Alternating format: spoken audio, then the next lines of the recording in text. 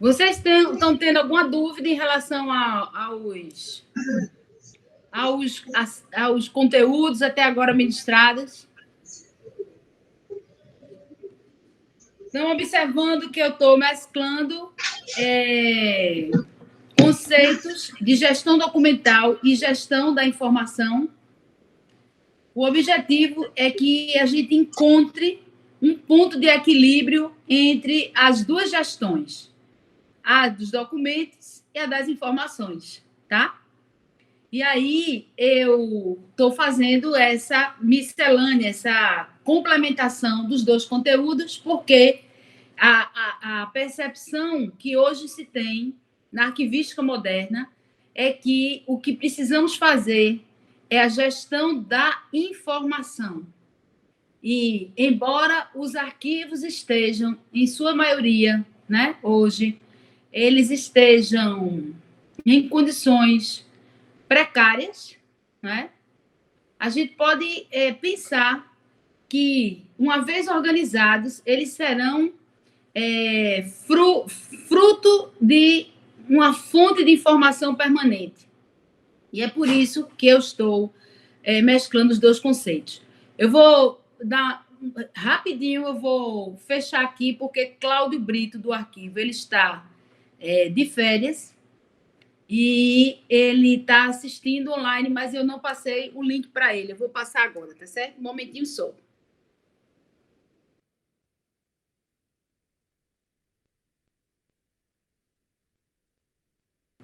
Vou deixar disponível o gabarito daquele exercício ao final dessa apresentação de hoje, tá certo? Vou deixar à disposição para vocês conferirem, ok? Bom, como eu estava dizendo, a turma, né, antes da maioria chegar, é o seguinte: eu estou mesclando conceitos de gestão da informação com gestão documental. Por que isso? Porque é preciso que vocês percebam que hoje, na arquivística moderna, se fala mais em gestão da informação como um dos processos mais dinâmicos dentro das instituições. Então, eu estou passando para vocês, para que vocês comecem a se ambientar, né, também dessa perspectiva conceitual, tá certo? Bom, para começar a aula de hoje, nosso curso de arquivo e documentação, né, eu vou começar com umas motivações, né, que foram postas, colocadas pela Você S.A., que é uma das revistas de recurso humano. E aí ela começa colocando que alguns 7 itens que são importantes para que a gente consiga desempenhar nossas funções de forma feliz, contínua, né, e dinâmica. Consciência. Condição especial que permite perceber que estamos pensando, refletir sobre o que pensamos e aprender com os erros. Motivação. Poder se levantar da cama num dia chuvoso, igual aquele da semana passada que tivemos. Enfrentar dificuldades e persistir em direção aos seus objetivos. Liderança. Poder de inspirar os outros em direção aos seus objetivos e aos da organização. Criatividade. Capacidade de trazer coisas novas, únicas, que agreguem valor e faça o crescimento coletivo acontecer. Capacidade de sonhar. Exercício de imaginar o impossível e transformar o sonho em algo real. Humor. A arte de gerenciar o estado de espírito para enfrentar o trabalho e a vida com mais harmonia. Então, esses são 7 itens que eu deixo para vocês, para começar a aula de hoje, para que vocês encarem nosso encontro também com humor, com motivação, né, com criatividade, que vocês possam absorver esses conteúdos e que eles possam ser utilizados no dia a dia do fazer saber de vocês, tá? E aí eu não poderia deixar também de trazer algumas informações referentes há alguns conceitos, né, de história. E aí, de um autor desconhecido, mas aí eu trago para vocês. A história se faz com documentos. Os documentos são provas que foram deixadas pelos pensamentos e atos dos homens, dos seres humanos de outros tempos. Entre os pensamentos e atos, muito poucos são os que deixam provas visíveis. E estas provas, quando existem, são raramente duradouras, bastando qualquer acidente para apagá-las. Agora, todo pensamento e todo ato que não tenha deixado provas diretas ou indiretas, ou cujas provas visíveis tenham desaparecido, se tornam perdidos para a história. São como se nunca houvessem existido. Por falta de documentos, a história de imensos períodos do passado da humanidade não poderá jamais ser conhecida, porque nada substitui os documentos, porque eles não existem. Sem eles, não há história. Esse é um autor desconhecido, mas para que vocês percebam a importância, né, dos documentos, a importância porque eles trazem o registro de uma história. Eles são a materialidade da nossa trajetória aqui na Terra, de nossos vestígios, enquanto seres humanos e enquanto servidores, enquanto empresários, enquanto qualquer que seja a nossa carreira, nosso desempenho, certo? Então, daí vamos ter uma atenção, dar uma importância merecida. Já pensou se a SEASA, ao longo desses anos de existência, ela não tivesse deixado registro algum? Então, como é que vocês iriam saber, conhecer, estudar, se debruçar, aprimorar, né, sobre a história da instituição, se vocês não tivessem nenhum vestígio documental para mostrar o que foi, o que ela é, o que ela representa? E aí está um pouco da vida de cada um dos servidores que, ao longo desses anos todos, deram sua contribuição à história da instituição. Então, história é memória, memória é uma forma da gente existir e da gente firmar nossa identidade na qual a gente está inserido, no local em que a gente está inserido. E esse é o grande mal hoje que apavora as famílias, as pessoas, né, no planeta, causado pelo mal do Alzheimer, que é exatamente a perda da memória e, consequentemente, a perda da identidade. A pessoa não sabe quem é. A pessoa termina virando algo completamente à disposição de outros, dependente de outros. Então, já pensou a angústia de você não lembrar determinados aspectos, fatos, nomes, pessoas que lhes foi cara? Então, uma vida sem memória é uma vida sem história. E, da mesma forma, as instituições que não têm memória, que não têm registro documental, elas não podem contar história. Elas não têm nada, elas são vazias. Daí a importância de se preservar esses conteúdos informacionais, certo?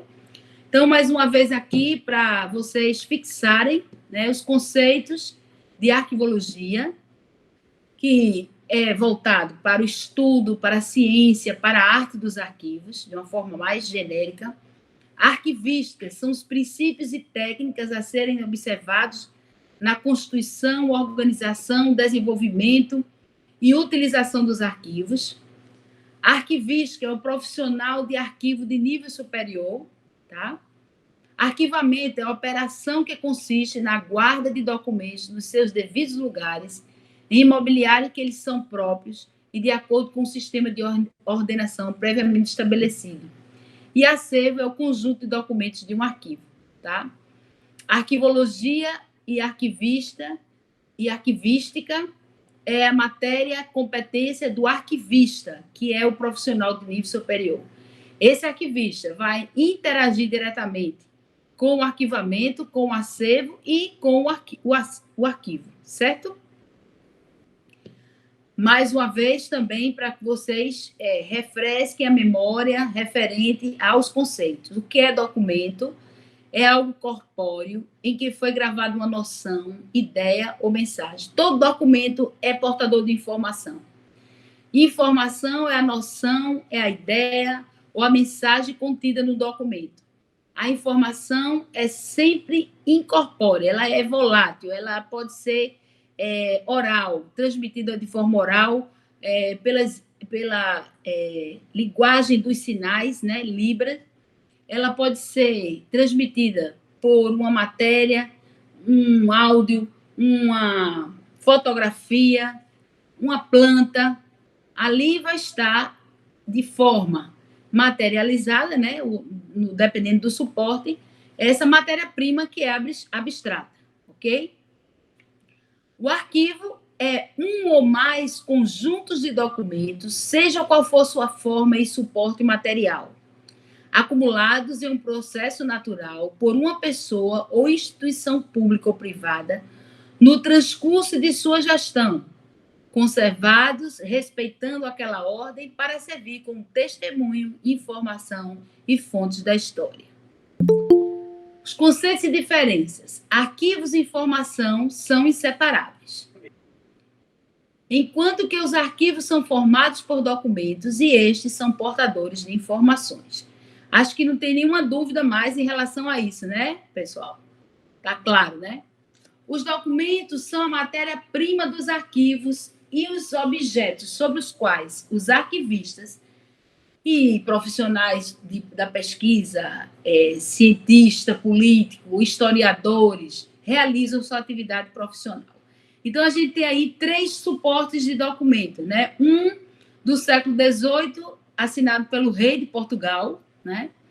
O outro é um cartaz produzido pela Lei e Polícia, que é um serviço de contra-propaganda comunista, que foi produzido em 1951 no Rio de Janeiro, pelo Departamento de Polícia Federal, e disseminado nos estados em que houve algum avanço ou alguma mobilização de caráter revolucionário, né? E Pernambuco, vocês já sabem que nossa tradição é extremamente revolucionária. São 350 anos de muita movimentação por aqui.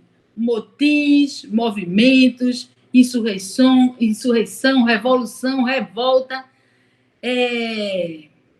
São inúmeros os fatos que envolvem a história de Pernambuco, desde lá seu nascedor até os principais movimentos que aqui ocorreram. 1706, 1817, 1824, 1848, são algumas das que a gente pode nomear, né? E aqui, onde está esse cidadão com o computador, são a documentação agora online, né? Que está disponível pelo meio da internet e através de um aparelho de computação. Então, aqui, documentos de arquivo, quanto à forma de transmissão da informação, eles podem ser textuais, gráficos, de imagens, audiovisuais, legíveis por máquina. Pode ser através do pendrive, um CD e um antigo disquetezinho, lembram dele? Quanto à qualidade de seus setores, eles podem ser públicos ou privados. Aqui vocês têm exemplos de outros suportes de informação, né? Todo esse material está disponível no Arquivo Público Estadual Jordão Emerenciano, criado pelo decreto 4 de dezembro de 1265, em 1945, né? E aí, essa documentação, ela pertence ao acervo do antigo Departamento de Ordem Política e Social, DOPS. Então, você tem aqui um broche, nessa lateral esquerda, azulzinho, tá vendo? Com o símbolo do sigma. O sigma era o símbolo do integralismo. Você tem abaixo com fundo vermelho, né, de cetim, você tem a cruz, que é a representação maior do clero em Pernambuco.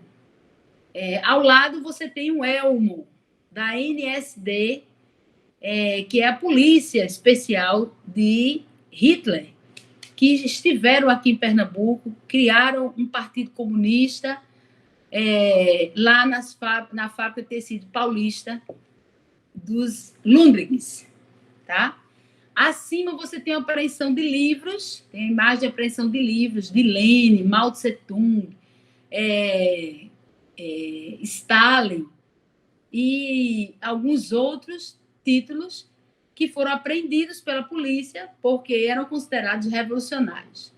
E ao lado uma medalha cunhada na década de 30 com Luiz Carlos Prestes, que foi um dos líderes, um dos maiores líderes do Partido Comunista aqui, certo? E também o líder do tenentismo, né? Cavaleiro da Esperança. E abaixo, uma curiosa imagem que vocês vão encontrar um monte de papel, sapatos embaixo. Acima você tem um rádio de transmissor, uma máquina de datilografia e do lado de cá um mimeógrafo, que era a antiga forma que se tinha de fazer as propagandas políticas. E o interessante dessa fotografia, para quem não sabe, é uma forma de trazer também esse conteúdo, essa fotografia foi apreendida pela polícia, né?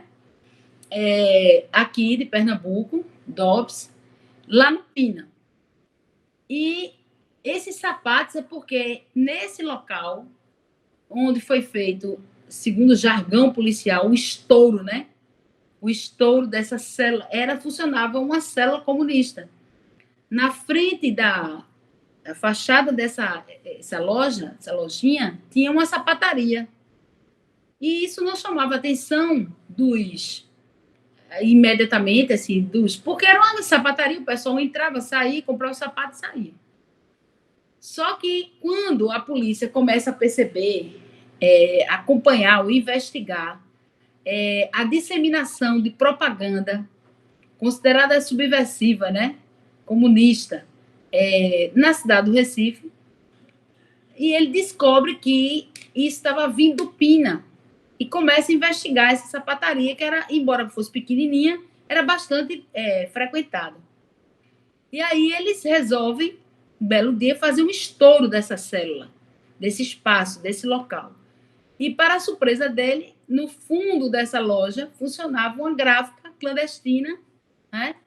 Um radiotransmissor, porque eles ficavam sabendo o que ocorria através de ondas curtas, aquelas rádios antigas, a máquina de datilografia, que era datilografar os textos, e o mimeógrafo para a reprodução.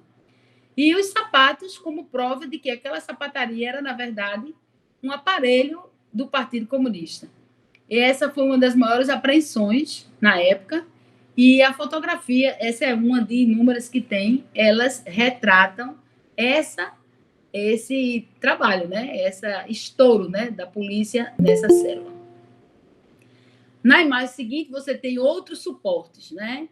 Essa aqui é 3 de dezembro de 1822, né? Referente, o rei, né? No caso, assinando uma carta aqui em que autoriza o juiz, né, a proceder em determinadas práticas. Se vocês observarem aqui, esse processo ele passou por restauração. E onde tem esses furos, é exatamente porque a tinta ferrogálica, que era uma tinta em que se escrevia antes bico de pena, essa tinta era base de ferro. E quando ela ficava em umidade, num espaço úmido, ou o próprio volume, né, elas tendiam a enferrujar e, por isso, elas furavam o documento. Onde havia ferrugem, esse documento ele se quebrava e ficava uma vazada essa informação. Então, no processo de restauro, é feito todo um trabalho de obturação e de complementação com papel japonês para que esse suporte ele não se perca como todo. vocês podem observar que esse volume está intercalado com essa documentação, né? Então, documento de arquivo é aquele que é produzido ou recebido por uma instituição pública ou privada no exercício de suas atividades, constitui elemento de prova ou informação. Os documentos arquivísticos são evidenciados pela autenticidade, tá? É aquela mesma coisa que eu falei semana passada. Nenhum documento, ele é pensado, elaborado com o intuito de ser uma mentira. Todos só surgem para ter um objetivo, né? Está relacionada com a forma de produzir e custodiar, sendo autênticos quando mantém procedimentos regulares desde a criação até a conservação. Então, como exemplo desses documentos autênticos, a gente tem esta foto, por exemplo, e este encarte aqui, que também é uma fonte de informação, é apreendida pelo o comissário de polícia chamado Aurélio Pi, do Rio Grande do Sul, em que ele deflagra uma operação de invasão de Hitler na América do Sul. E imagine, dentre os estados que estão no meio no epicentro dessa operação de espionagem, está Rio Grande do Sul, São Paulo, estão Rio Grande do Sul, São Paulo e Pernambuco. Não é interessante isso? Está na mira da Gestapo. Então, aprofundando nos conceitos, a gente tem o fundo, né? Que a gente também viu a semana passada. A totalidade da documentação produzida e recebida por uma instituição ou pessoa e conservada por esta ou aquela como fim de prova. O órgão produtor é a instituição ou entidade juridicamente constituída e organizada responsável pela execução de funções do Estado, certo? Então, existe no governo de Pernambuco inúmeros órgãos produtores. Existe a PAC, já que a gente está tratando dessa questão tão recente das chuvas, né, e os danos provocados por ela. Existe a PAC, existe a Secretaria da Educação, a Saúde, agora que a gente está envolvido com essa questão das vacinações, né? Existe inúmeras, a SEASA, o DETRAN, inúmeros órgãos de Estado, né, que vão produzir seus respectivos conjuntos de documentos que refletem suas atividades principais e auxiliares. Este conjunto de documentos é chamado fundo de arquivo, que é essa totalidade de documentação produzida e recebida por uma instituição ou pessoa e conservada por esta ou aquela. Quanto à espécie, né, é a configuração que assume o documento de acordo com a disposição e a natureza das informações nele contidas. Exemplo, uma ata, um relatório, uma carta, um ofício, um memorando, uma proposta, um diploma, um atestado, um requerimento, um organograma, etc. Quanto à natureza dos documentos ou do assunto desses documentos, né, eles podem ser ostensivos, não há necessidade de ter acesso, né? Então, só é restrito para algumas pessoas do órgão que podem ter acesso, pois sua natureza de assunto não prejudica a administração. Sigilosos, seguindo a necessidade do sigilo, são 4 os graus de sigilo e suas correspondentes categorias: ultra secreto, secreto, confidencial e reservado. Por exemplo, nos arquivos do DOPS, que é referente ao período militar, né, ao período de 64 a 85, a gente tem documentos lá que são secretos, confidenciais e reservados.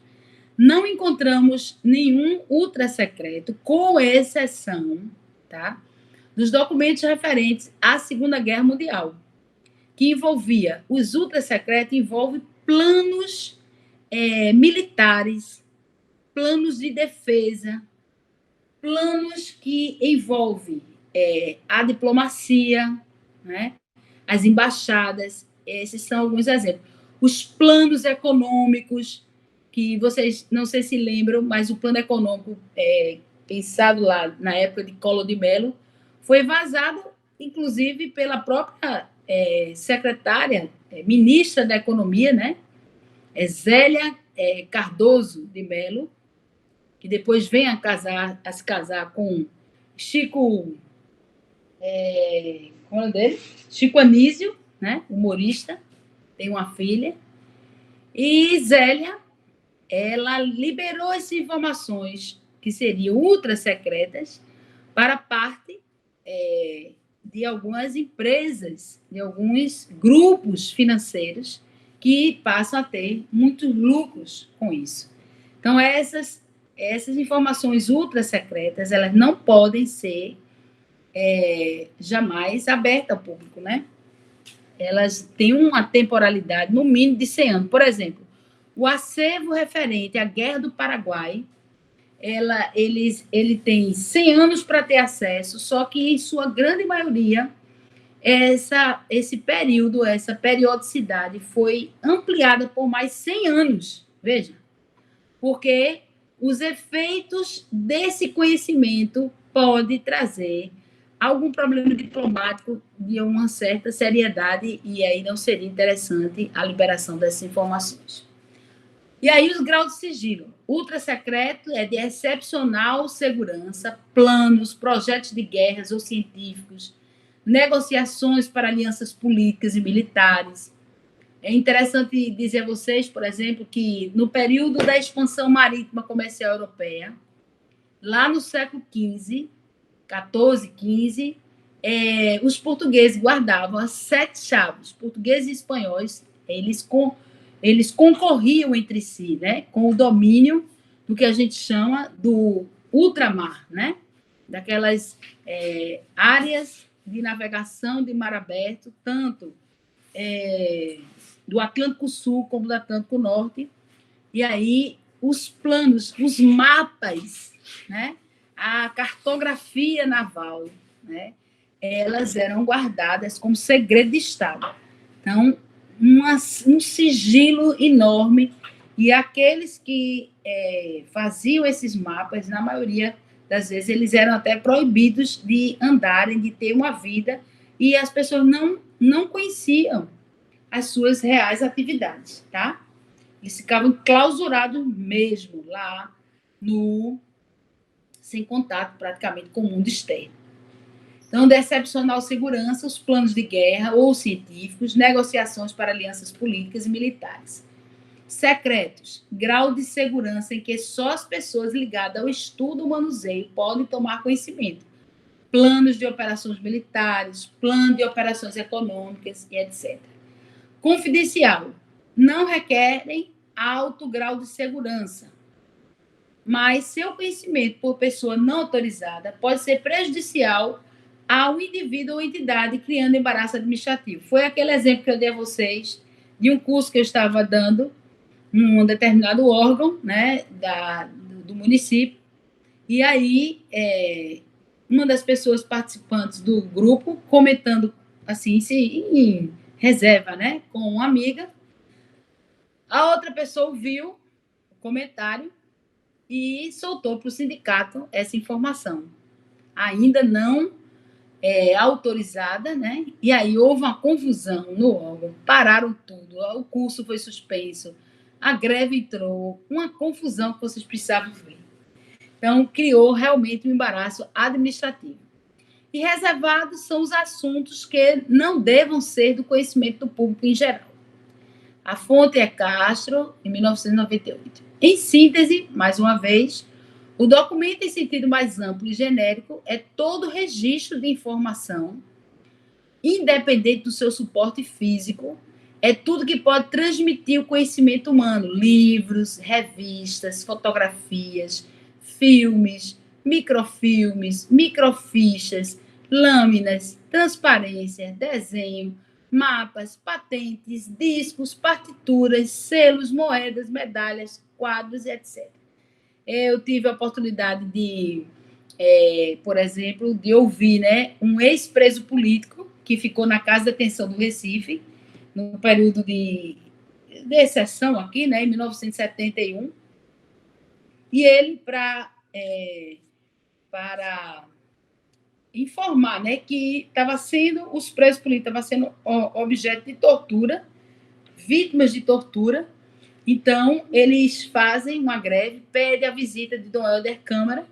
Dom Helder Câmara vai lá e sabe como é que eles conseguem transmitir essa informação para Dom Helder, denunciar a Anistia Internacional. Eles fazem isso através de não tem aquele papel que envolve o cigarro.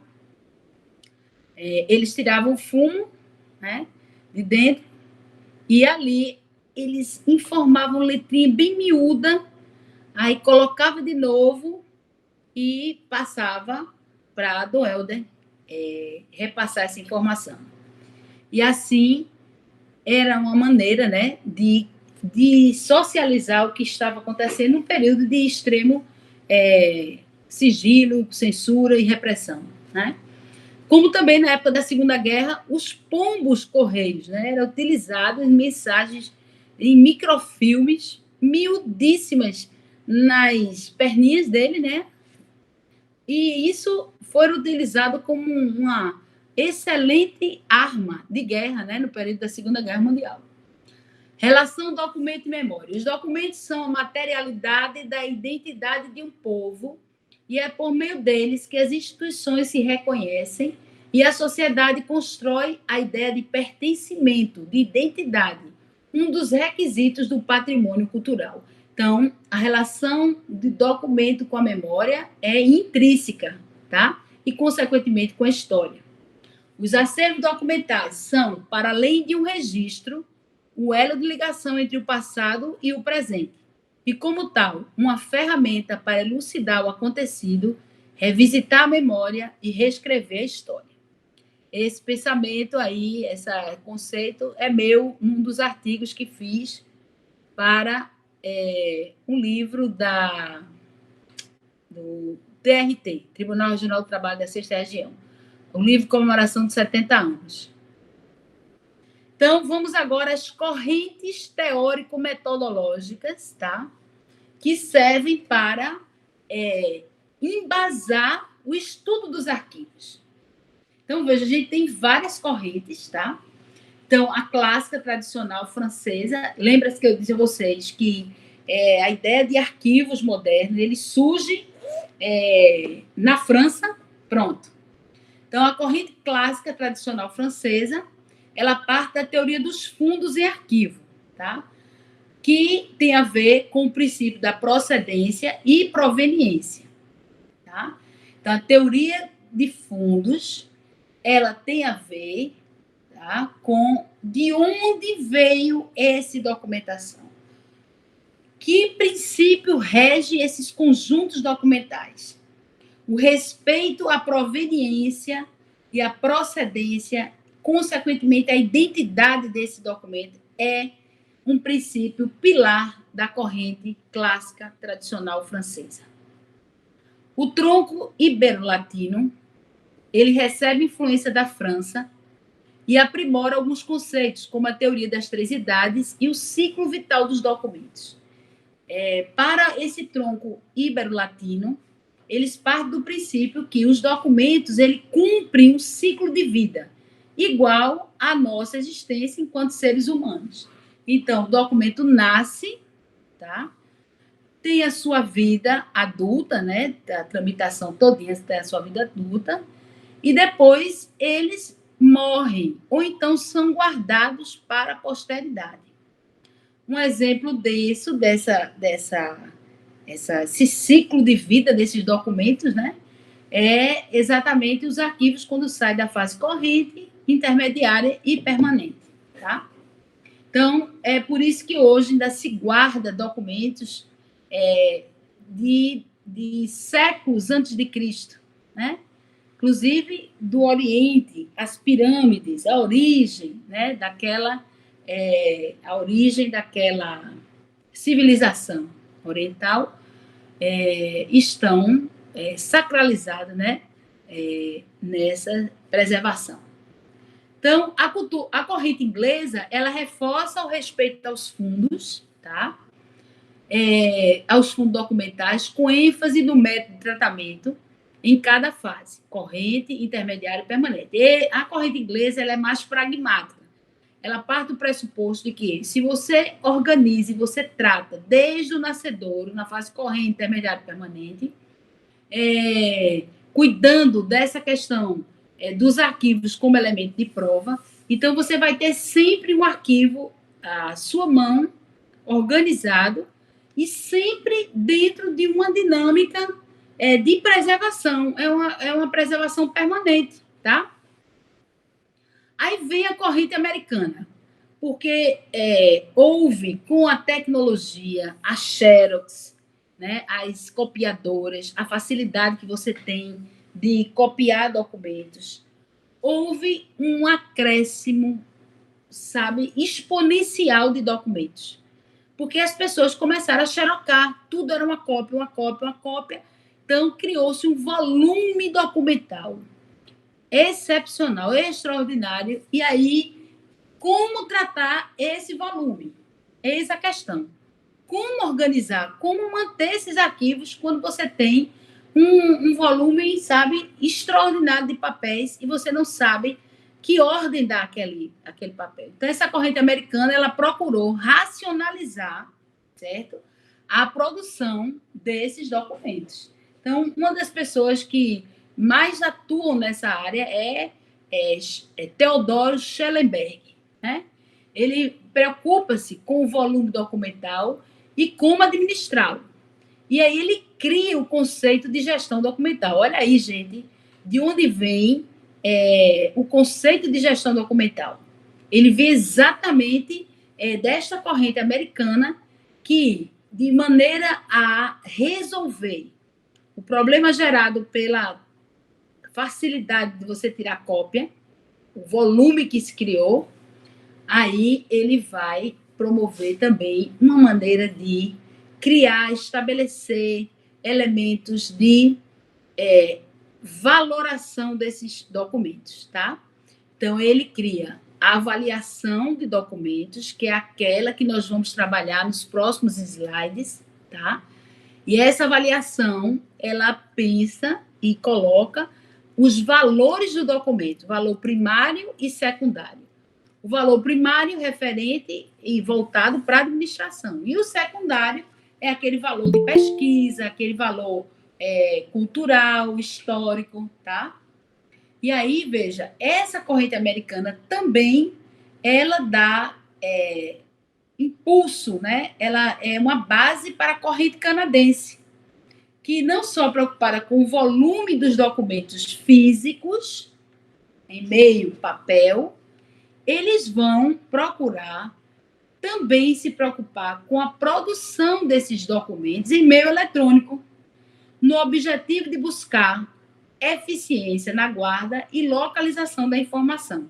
Daí a importância de você usar a avaliação como forma de racionalizar de forma criteriosa esse volume documental, administrá-lo e manter aquilo que realmente é importante para a organização, certo? Então, não esqueçam dessas duas correntes americanas, sobretudo americana e canadense, porque delas é que parte todo o projeto de avaliação documental e a criação dos dois instrumentos que são pilares dessa ideia, né, de avaliação documental. Os dois instrumentos são a tabela de temporalidade, que é aquilo também que a gente está estudando para poder trabalhar melhor e construir uma tabela de temporalidade para a SEASA e, a partir daí, deixar à disposição para que todos os setores possam utilizá-la, no sentido de reduzir a massa de documentos ou de papéis inservíveis e que vocês possam guardar apenas aquilo que é importante para a administração, certo? Essa guarda, essa descarte que vai ser plenamente estabelecido, baseado na legislação em vigor, tá? Vocês vão estar respaldados para operar esse processo de aplicação dessas tabelas, tá certo? E O objetivo, tanto para a americana como para a canadense, é guardar melhor, preservar a informação, tá? E aí viemos com mais moderna dessas correntes teórico-metodológicas dos arquivos, que é a corrente teórica portuguesa, tá? Lembrando que as três primeiras, né? A francesa, a ibero-latina e a inglesa, elas vão ter o que a gente chama, uma influência direta na nossa forma de organizar nossos acervos, tá? Por quê? Porque a gente é um país ibero-latino. A gente recebe influência da Espanha, de Portugal, tá? E aí, uma nova corrente teórica portuguesa, ela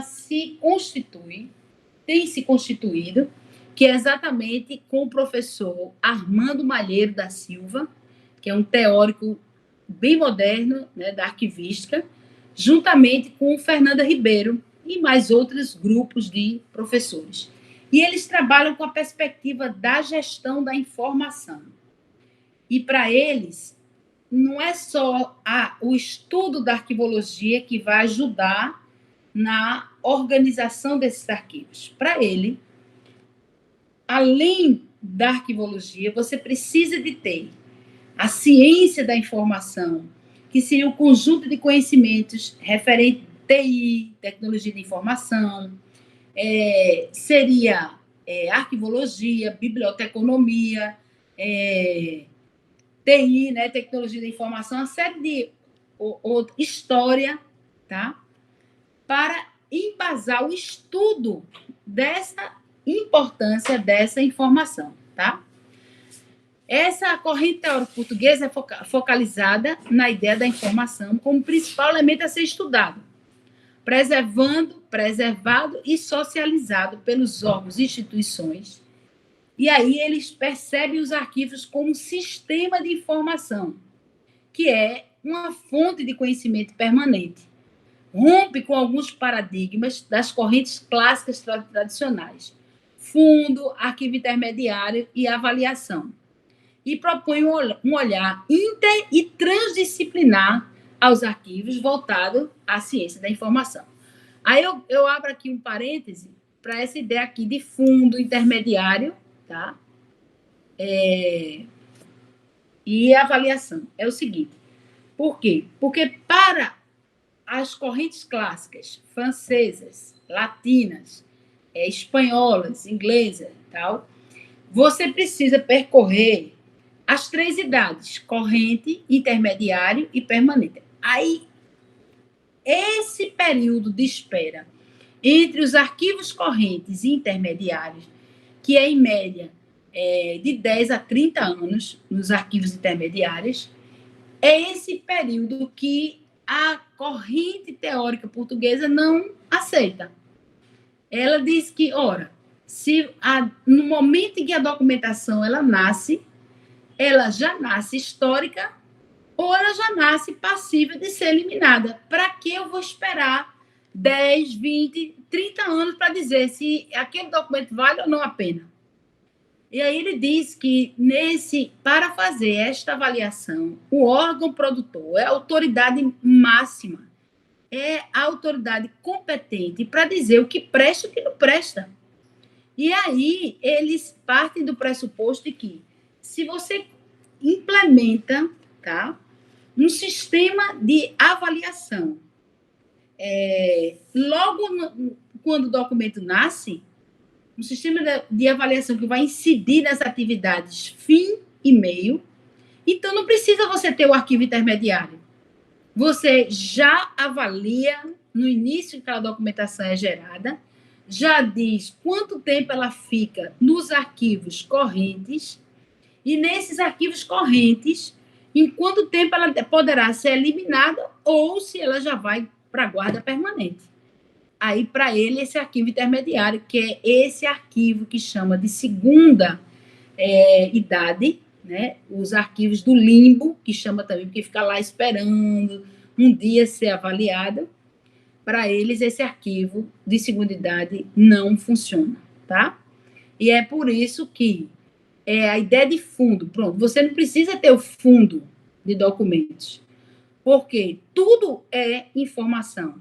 Tudo que se gera numa instituição é informação. E toda essa informação ela vai ter um critério de relevância ou não dentro da instituição. E, por isso, não precisaria ter essa ideia de fundo, procedência, porque já se sabe que o nascedouro foi ali, aquele órgão. Então, eles tiram. E essa ideia de avaliação, ela não vai precisar, tá? Se criar, por exemplo, um instrumento de avaliação para aplicar com 20, 30 anos, porque eles dizem que com 20, 30 anos, muita gente já morreu, já se aposentou, e aí quem é que vai poder dizer se aquele documento presta ou não? Então, eles partem, e aí ele vem com outra perspectiva, de que, naquele momento, aquela documentação poderia ter uma importância, mas em outro não. Ou então, ele vem com outra perspectiva, de que, no momento em que aquele documento foi gerado, dependendo dos partícipes daquela ação, determinadas pessoas estavam vivas e já não estão mais. Então, isso já muda a conotação, né? Então, ele diz, são tantas as atenuantes que só o profundo conhecimento da informação que é gerada naquela dada instituição é que possibilita esta avaliação imediata, tá ok? É isso. Vocês têm alguma dúvida? Se tiverem, por favor, manifestem-se, viu? Levanta a mãozinha, vocês têm aí um dispositivo para levantar a mão. Faça aí algum movimento para a gente saber, tá certo? Estão entendendo direitinho? Alô? Estão entendendo? Tudo certinho? Ok, Maria. Podemos continuar, né, Maria José? Então, tá claro? Vamos continuar. Então, baseado, ok, terceirizada, gestão, ok. Então, o princípio da procedência ou de respeito à origem e à ordem natural, que é defendido pela escola, tá? Espanhola, tá? Então, Antônia Herrera é uma das proponentes e defensoras dessa corrente, né? Este princípio é definido como aquele segundo o qual cada documento deve estar situado no fundo documental do qual procede e neste fundo em seu lugar de origem, tá? O princípio da procedência vai determinar a condição essencial do arquivo, sua organicidade, resultado das atividades complexas como são, e veremos a classificação e a ordenação. Esse princípio da procedência, ele está associado à forma que esse documento ele surge da instituição, a qual setor ele pertence, se esse setor tem a ver com atividade fim, se esse setor tem a ver com atividade meio. Então, essa organicidade reflete, tá, as práticas daquele órgão, que é o órgão produtor. Resultado das atividades complexas, né, como são, e veremos a classificação e ordenação. Por nenhuma razão, esse é o princípio da procedência, viu? Por nenhuma razão, de acordo com esse princípio, será permitido misturar documentos de natureza distinta por matérias ou por motivação onomástica. Documentos que integram distintas séries documentais, ainda geradas da mesma dependência. Tal agrupamento só será permitido à margem da materialidade dos documentos, mediante índices ficháveis à parte. Então, por exemplo, eu posso fazer a separação, a catalogação, a organização deste acervo, para que mais facilmente eu possa localizar por assunto, por data, por tipo de documento, tá? Então, agrupar por matérias. Eu posso fazer isso, só que eu jamais posso misturar documentos do fundo documental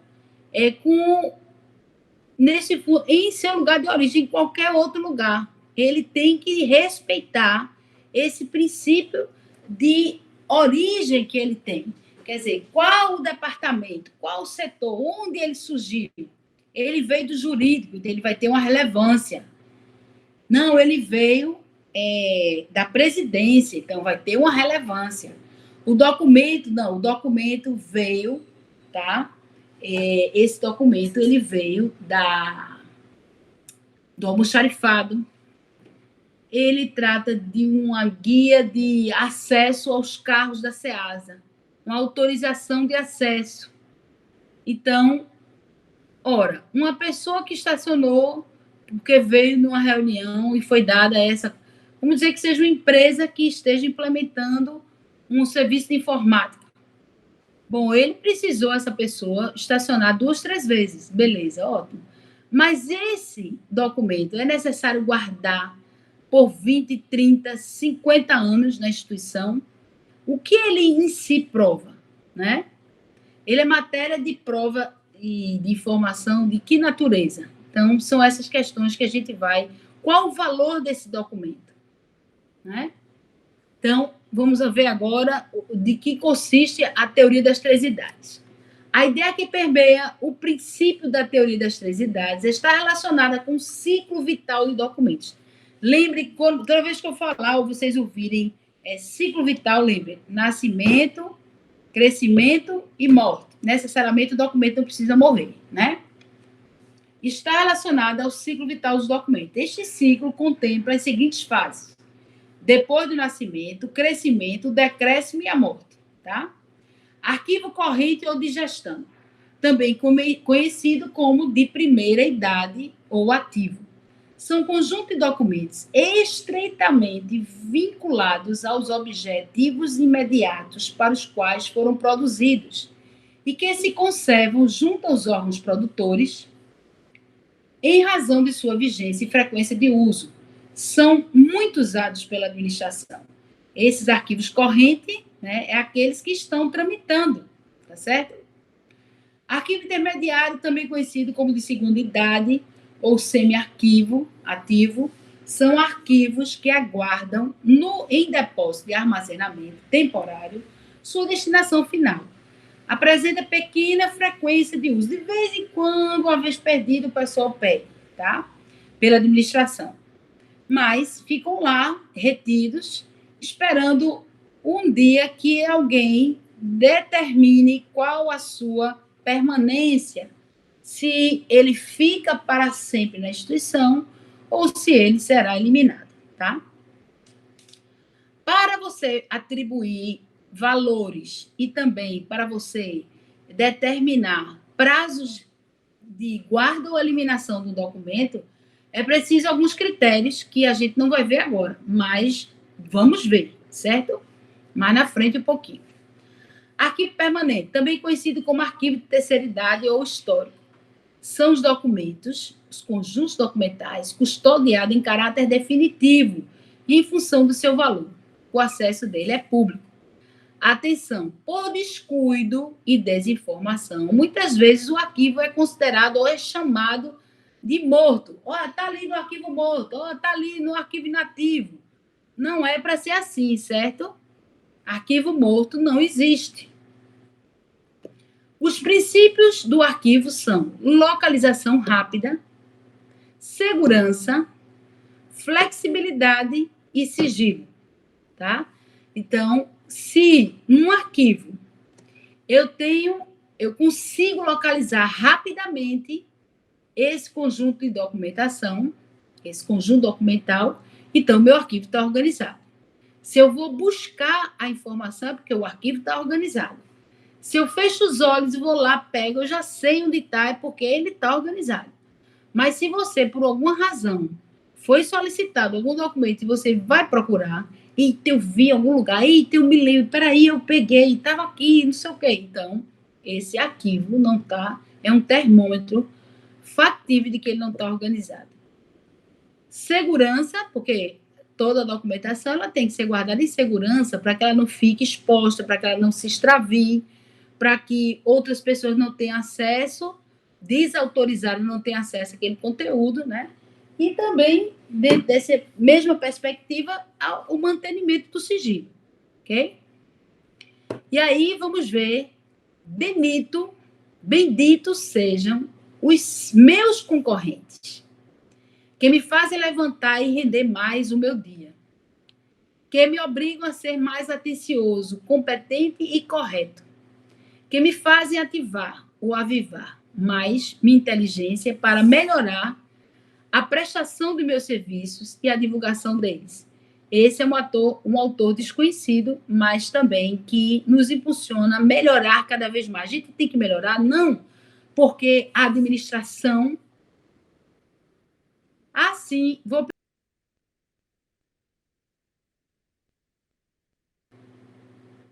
Tá aparecendo? E agora, estão vindo? Ok. Beleza, beleza, beleza. Passa aí, Roberto, por favor. A gente está agora no último slide. Exato. Aí tem, ó.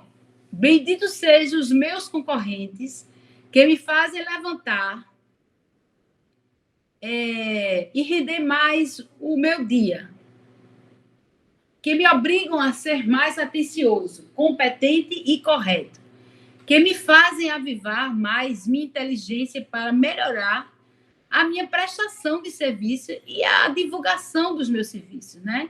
É um autor desconhecido, mas ele traz um aspecto fundamental. A gente não tem que querer melhorar, primeiro, melhorar para os outros. A gente tem que melhorar para si. Eu tenho que estar sempre avaliando a minha performance. Eu tenho que puxar mais por mim. Por quê? Porque esta minha capacidade é limitada, não só de aprendizado. Nós somos os seres na face da Terra, cujo aprendizado é incessante. Aprendemos diariamente, permanentemente, e isso nos impulsiona para sermos melhores, para nos conectarmos melhor com os outros, para fazer os processos cada vez melhor. E a gente é, às vezes, muito impulsionado pelo concorrente, né? As empresas fazem muito isso, elas investem na concorrência, no aprimoramento da base informacional de cada um, para que ele possa render mais. O Google faz isso diariamente, eles estão em busca de talentos. Então, descubra os talentos de vocês, aprimore esse conhecimento, socialize esse conhecimento, não tenham medo. Tem gente que retém para si as informações porque acham que, de uma certa forma, vão ser postas, né, de alguma maneira, em situação de vão passar rasteiro em mim. E não é assim, certo? Olha, são 14 horas e 46 minutos. Terminamos essa bateria e eu pergunto a vocês se vocês ficaram com alguma dúvida, se vocês têm alguma pergunta e se a gente pode passar para o outro slide ou se a gente já dá um intervalo agora. Vamos lá? Um intervalo para um cafezinho de 5 minutos. Acham melhor ou deixamos para mais tarde? Pode ser? Então, 5 minutos e depois a gente volta, tá certo? Beleza? Um cafezinho agora ou é na medida? Vamos lá? Peguem as canecas. Até já já.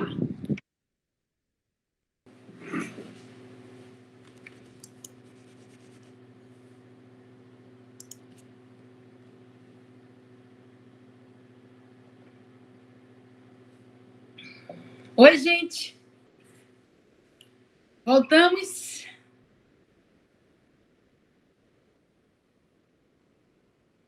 Podemos começar?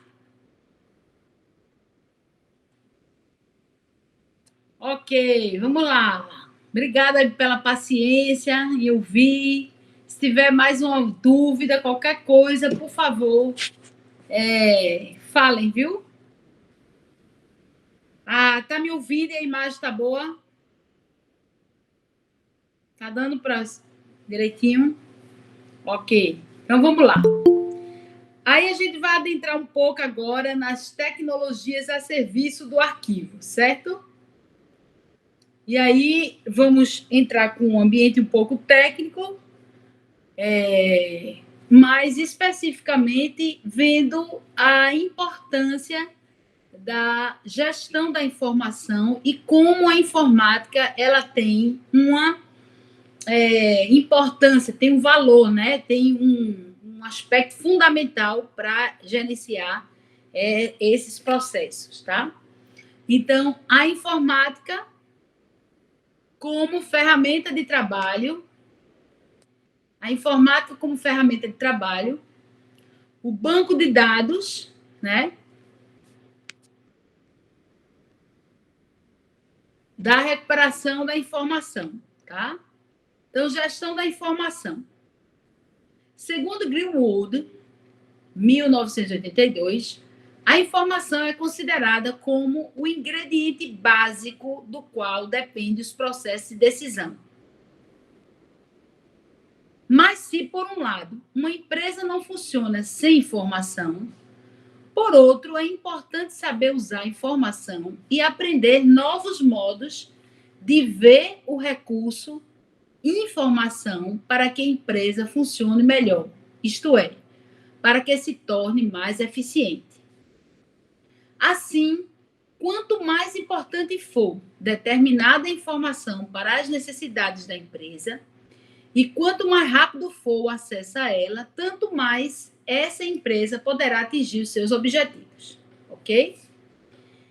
Isso leva-nos a considerar que a quantidade de informações e os dados de onde ela provém são, para a organização, um importante recurso que necessita e merece ser gerenciado, e este constitui o objetivo da gestão da informação.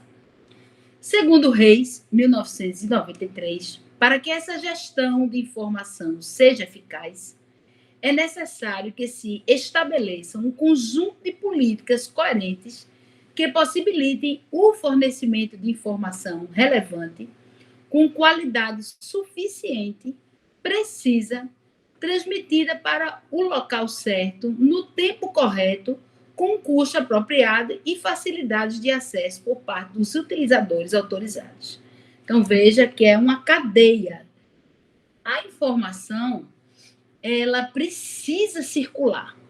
E ela só é conhecimento quando ela conecta com o outro, quando ela produz efeitos. Quando ela conecta, ela produz efeitos de mudança naquela instituição. Então, a gestão da informação é sistema de informação entendido como um conjunto de meios humanos e técnicos, dados e procedimentos articulados entre si, com vista a fornecer informação útil para a gestão das atividades da organização onde está inserido.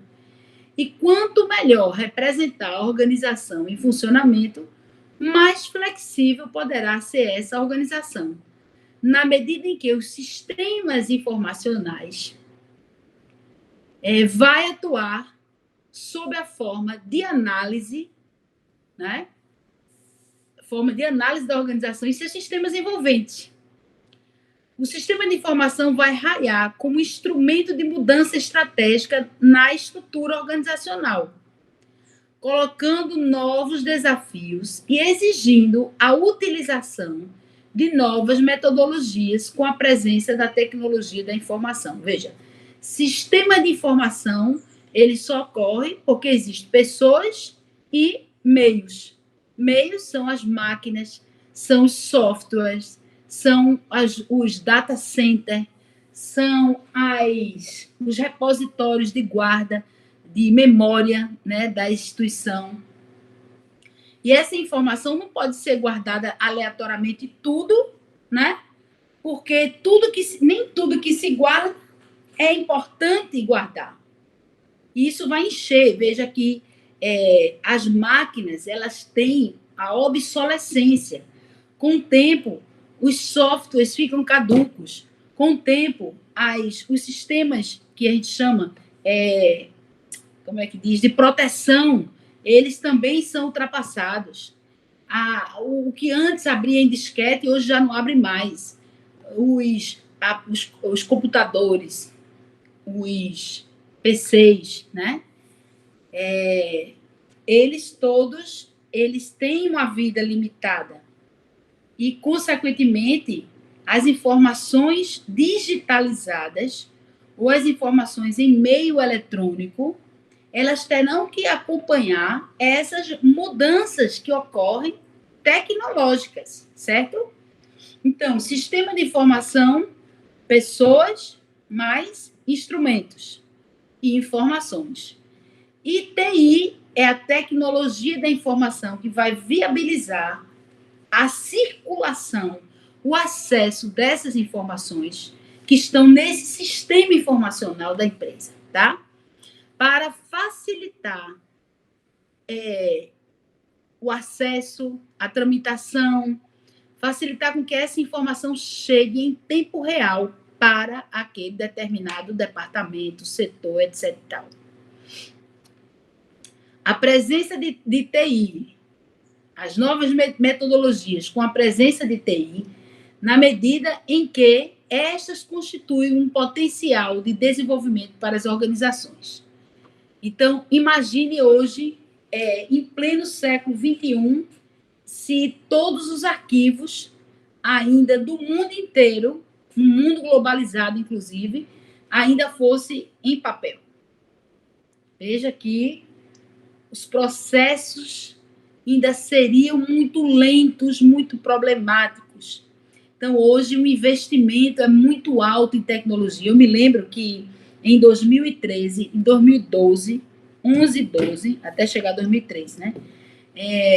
O Tribunal Regional do Trabalho da Sexta Região passou por uma revolução, porque todos os processos eles teriam que nascer, tramitar e serem armazenados em meio eletrônico. Não se daria mais um parecer, um despacho de um juiz, de um desembargador, que não fosse através do sistema, né, o PJE. E os advogados, a mesma coisa, todas as petições, todas as... como é que eles chamam? Todas as petições, todas as documentos que iam ser inseridos para fundamentar aquela petição, tudo em meio online.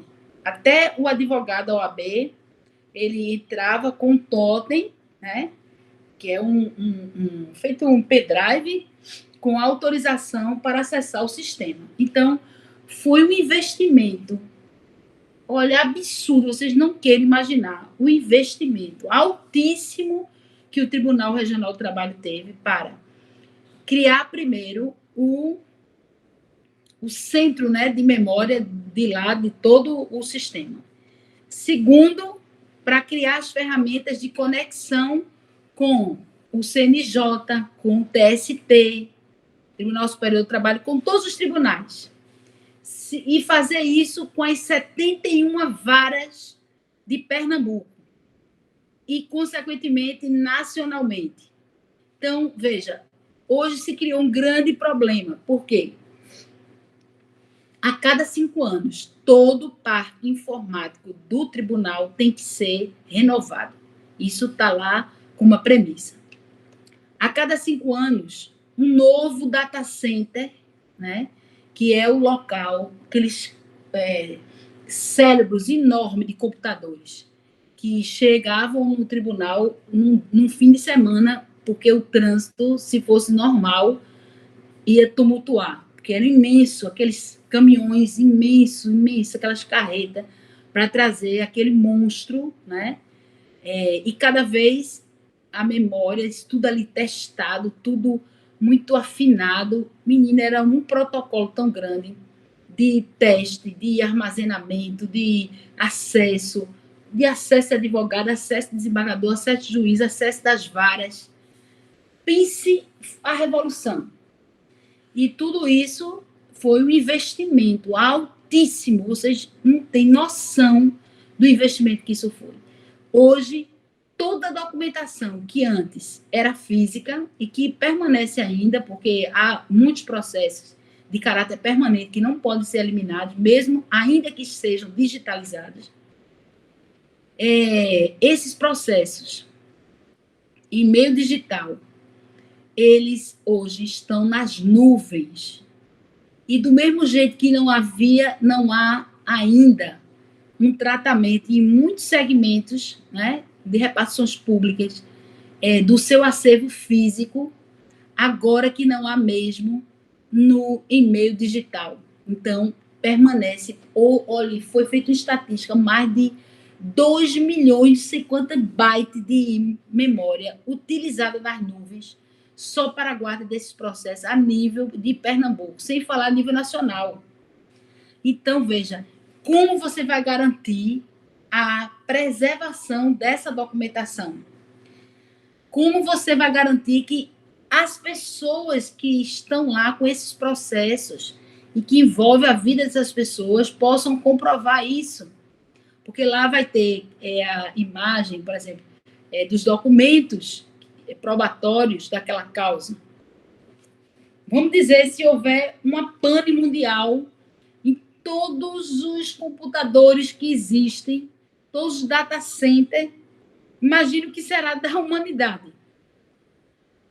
Eu não sei se vocês tiveram a oportunidade agora nas chuvas de perceber alguns apagões, né?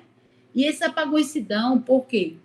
Porque parte do sistema de informação é gerenciado por uma operadora, ou Claro, que é uma concessionária também do que era antes possibilitado pela Telp, Telemar, né? E aí, veja, como hoje é tudo integrado, por exemplo, se você tem o telefone da Claro, você tem o telefone fixo da Claro, você tem a internet da Claro. A Claro deu uma pane e pronto, você apaga. Você tem o seu celular, por isso que é bom diversificar, ter mais de uma, quando a gente pode, claro, né? Mais de uma operadora, né? Porque se você só tem uma, quando uma falta todas. Então, aí, isso complica. Você fica sem televisão, porque também a sua programação é pela Claro. Você fica sem telefone, você fica sem telefone celular e você fica sem o sistema de informática. Olhe para aí, você está nas mãos da operadora. Aí, imagine, né, um sistema desse integrado no mundo, cujo controle esteja na mão de uma. Por isso que são nesses consórcios, nessas licitações, são previstos esses casos, né, em que o governo vai ter que bancar uma parte desse desempenho informacional para garantir prestar essa informação de forma mínima para a sociedade. Mas, veja, aqueles gastos que antes se dizia que tinha com os arquivos físicos, porque é espaço, é estante, é gente para trabalhar no arquivo, hoje ele mudou de endereço, está em meio eletrônico. Você não vê fisicamente a bagunça, mas ela está acontecendo lá, sabe? Nas nuvens. Daí o perigo dos sistemas de informação que arquivam nas nuvens sem tratamento. Por isso que você tem que escolher e saber que você vai ter que ter um investimento futuro caso você queira tornar seus processos informacionais por meio digital. Porque você vai ter que prever a obsolescência das máquinas, tem que atualizar esse parque, tudo, não é só para um setor, não, para toda a empresa. Você tem que providenciar data center para armazenamento, garantir o armazenamento dessa quantidade, a fluidez, software atualizados que possam não só promover a defesa do sistema, com um antivírus robusto, mas todo investimento tecnológico tem que ser feito. Quem é de TI aí vai saber o que é preciso, muito mais do que eu estou falando aqui, certo? Então, gente, é preciso fazer a gestão da informação, mas ela tem que ser feita com critério, seja no meio físico, seja no meio digital, certo? Segundo Wilson, em suma, a gestão da informação é entendida como a gestão eficaz de todos os recursos de informação relevantes para a organização, tanto de recursos gerados externamente, como os produzidos externamente, e fazendo apelo sempre que é necessário à tecnologia de informação.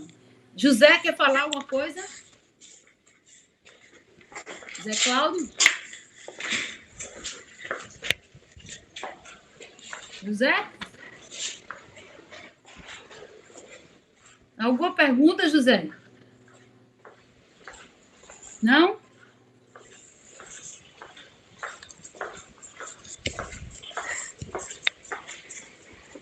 Impactos da TI nas organizações, tá? As TIs são um recurso valioso e provocam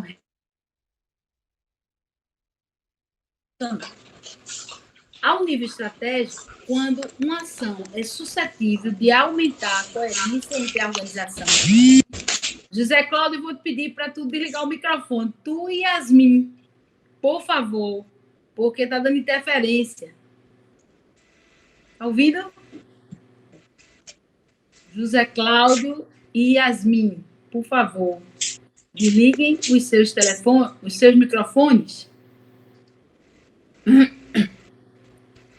Obrigada, Yasmin. Obrigada, José Cláudio. Valeu. As TIs, né, são um recurso valioso e provocam repercussões em todos os níveis da estrutura organizacional.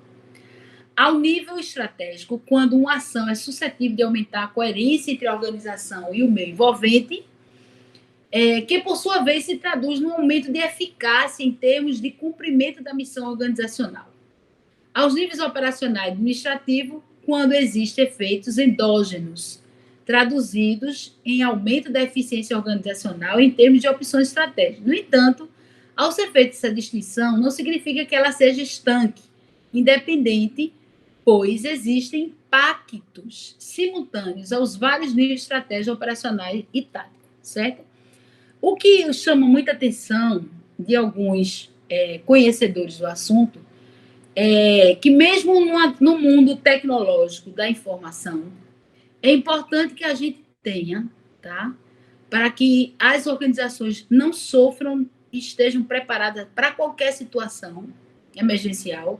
É importante que você mantenha um sistema híbrido, mesmo que seja um pouco mais custoso, mas é importante você ter o seu acervo organizado, acessível, e ter também as informações de maior relevância e necessidade técnica à mão.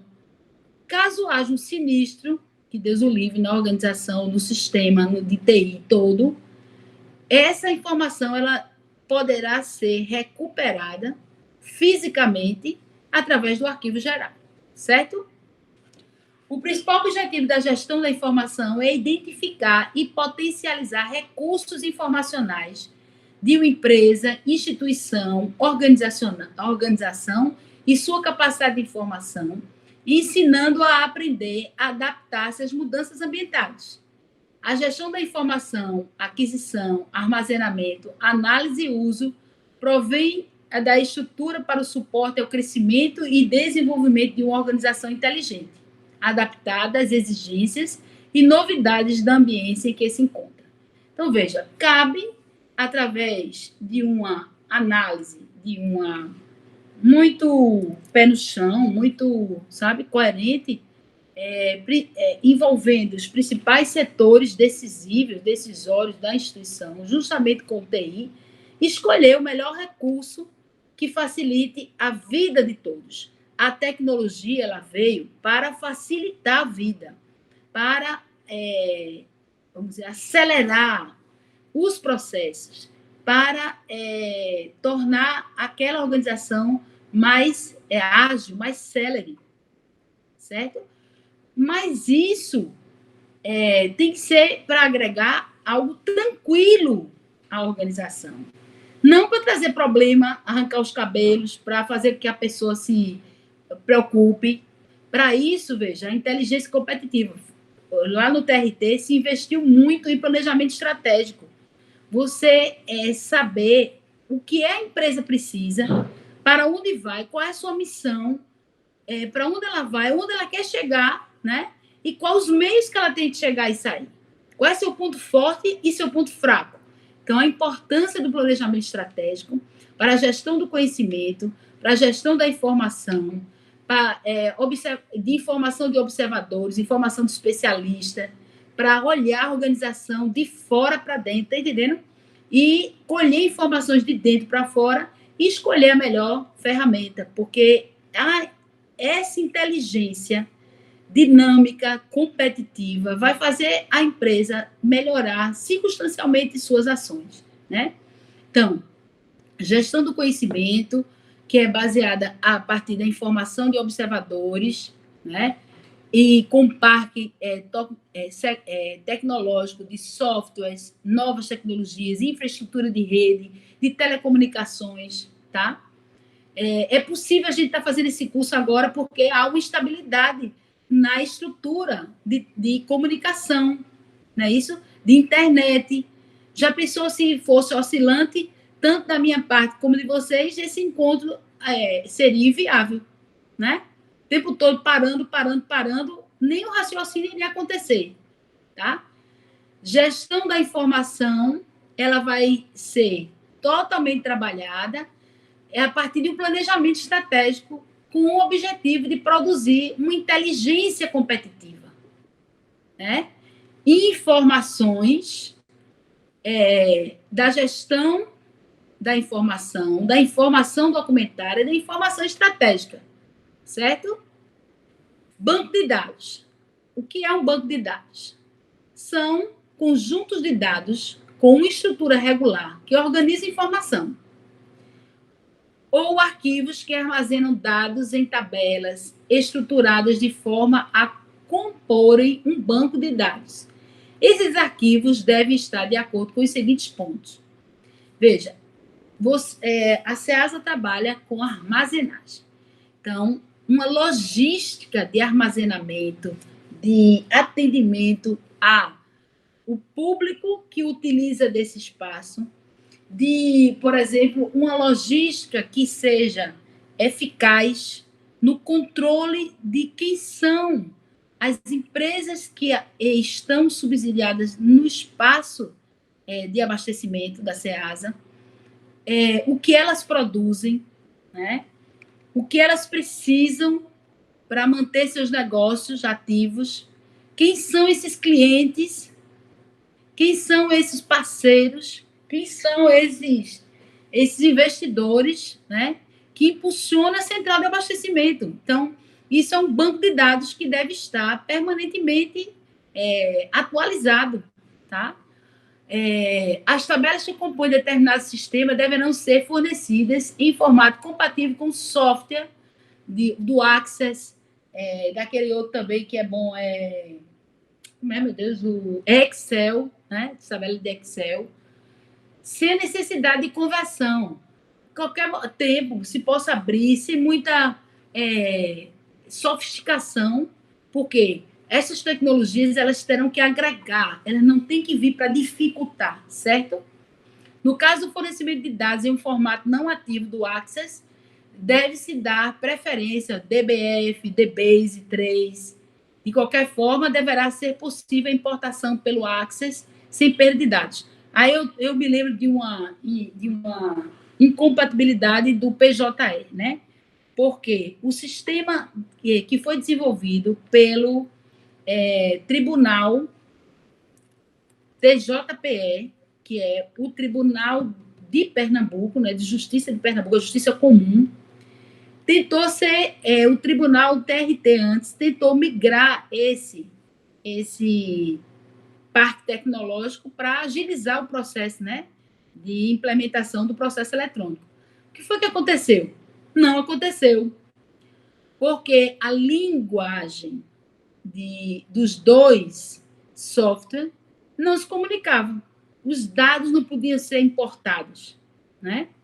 E aí criou-se um impasse muito grande e forçou com que os tribunais do trabalho criassem suas próprias ferramentas, tá? TST, ancorado e coordenado pelo Conselho Nacional de Justiça, implementou tecnologias que foram viáveis à implementação em todos os regionais e passaram a haver uma padronização de softwares.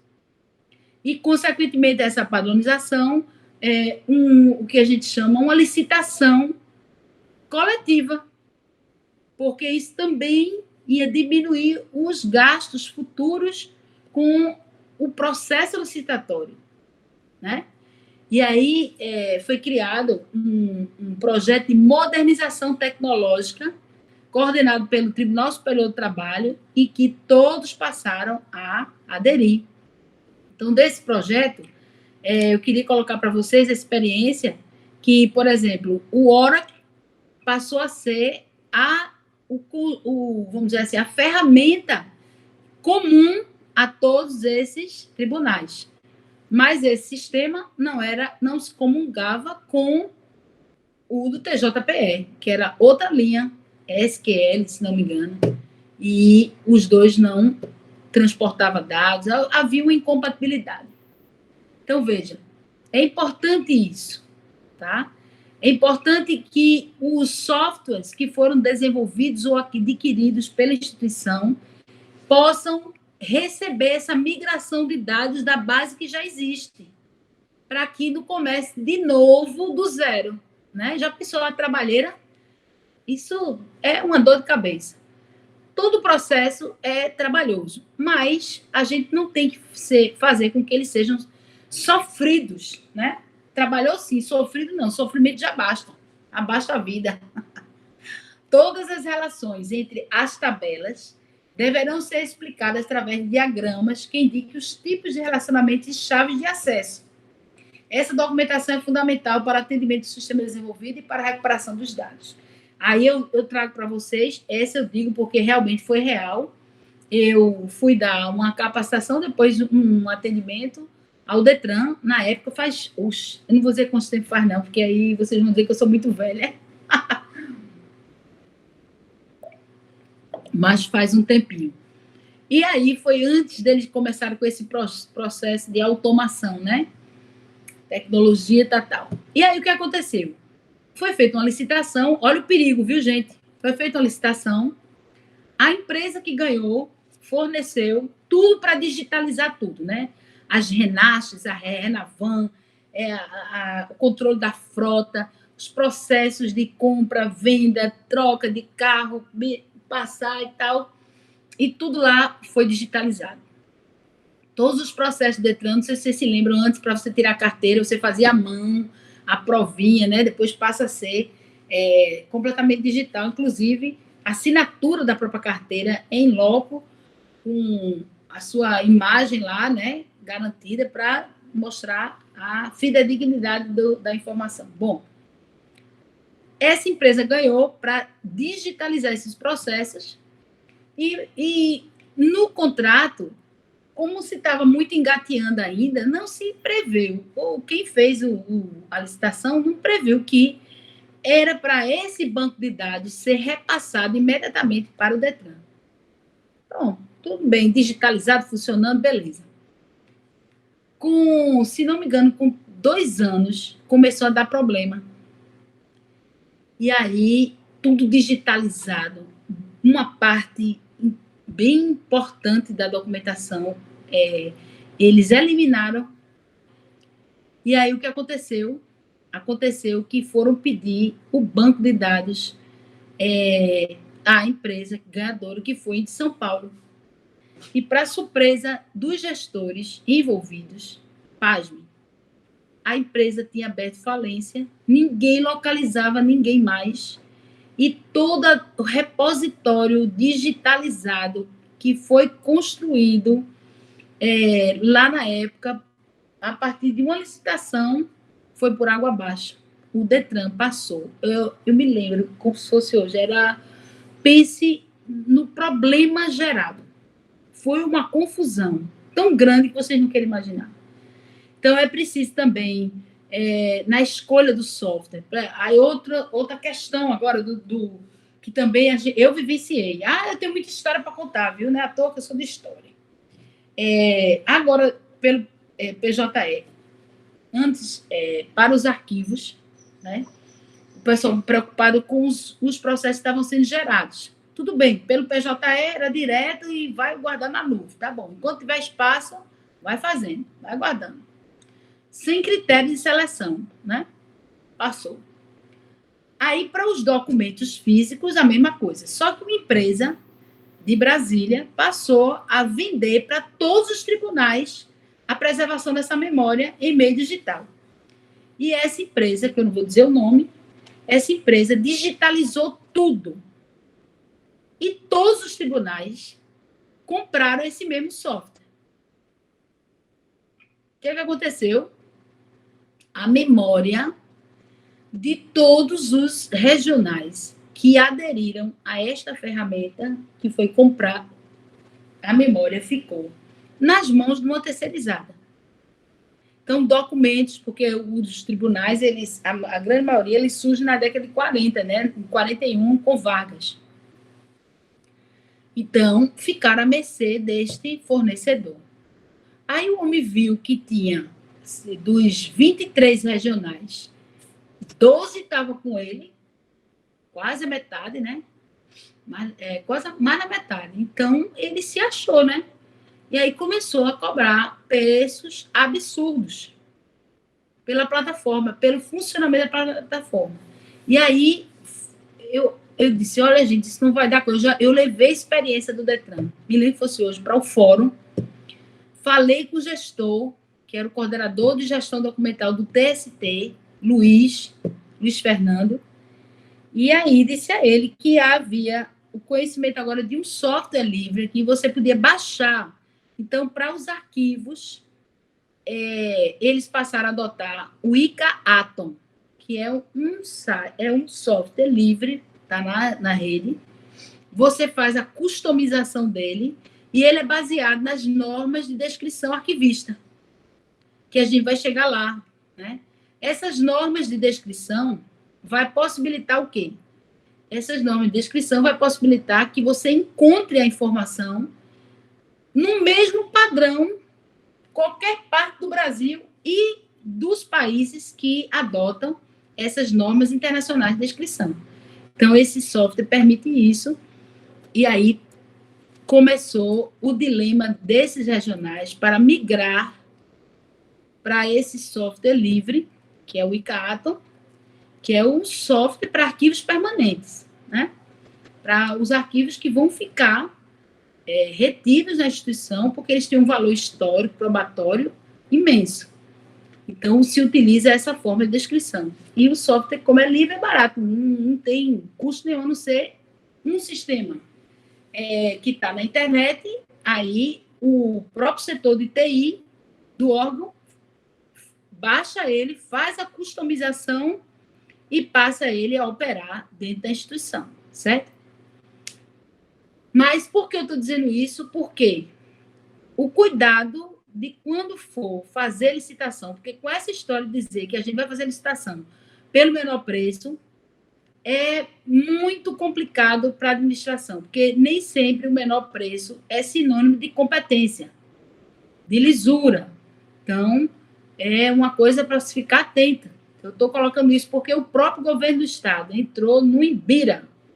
IBIRA é um termo, assim, bem utilizado pelos antigos, né? Uma situação difícil. São conjunto de dados, banco de dados, com estrutura... eu já li esse. Apresentação do banco de dados. A apresentação dos dados pode ser semelhante a de uma planilha eletrônica, porém o sistema de gestão de banco de dados possui características especiais para o armazenamento, classificação e recuperação dos dados, tá? Todos os tipos de banco de dados podem ter seu desempenho melhorado pelo uso de índice. O tipo mais comum de índice é uma lista ordenada dos valores de uma coluna de uma tabela, contendo ponteiros para uma linha associada a cada valor. O índice permite que o conjunto das linhas de uma tabela que satisfaz determinado critério sejam localizados rapidamente. Na década de 90, o modelo baseado na orientação a objeto foi aplicado também nos bancos de dados, criando um novo modelo de programação conhecido como banco de dados orientados a objetos. Os objetos são valores definidos segundo classes, tipos de dados complexos, com seus próprios operadores, métodos, tá? Não fiquem chateados, não, que isso são técnicas, são informações que eu estou passando. Por quê? Porque a gente tem que se ambientar com esse mundo tecnológico, né? Porque a gestão da informação passa necessariamente também pela gestão tecnológica, de TI, tá? Então, dentre todos os,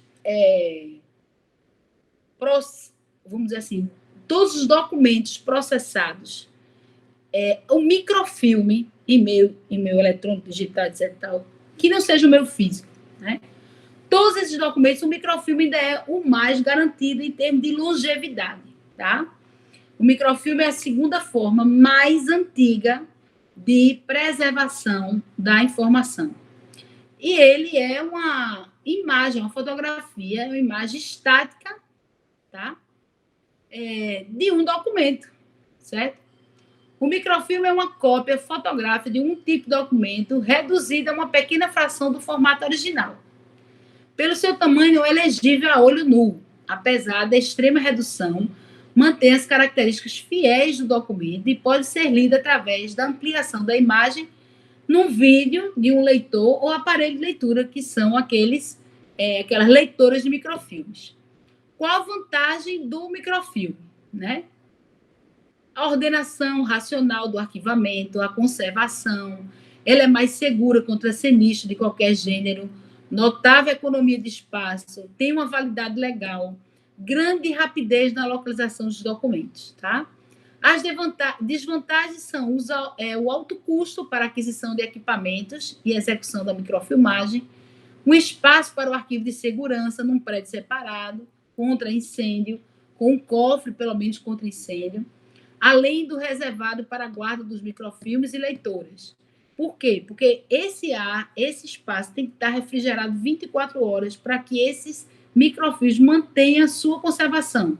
Se for um ambiente muito quente, eles terminam entrando em decomposição, eles vão virando uma cola, fica derretendo a imagem, sei lá, fica um cheiro meio vinhado, que é horrível. A gente perdeu muitos microfilmes lá na Universidade Federal de Pernambuco, né? Um laboratório de pesquisa lá, porque ficaram mal acondicionados, tá?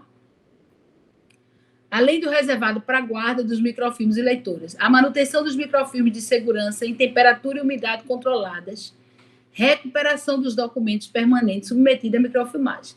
E também, como os equipamentos são caros, os filmes também, então, isso tornou esse investimento um investimento muito alto para que as empresas, instituições de médio e pequeno porte pudessem fazer, tá?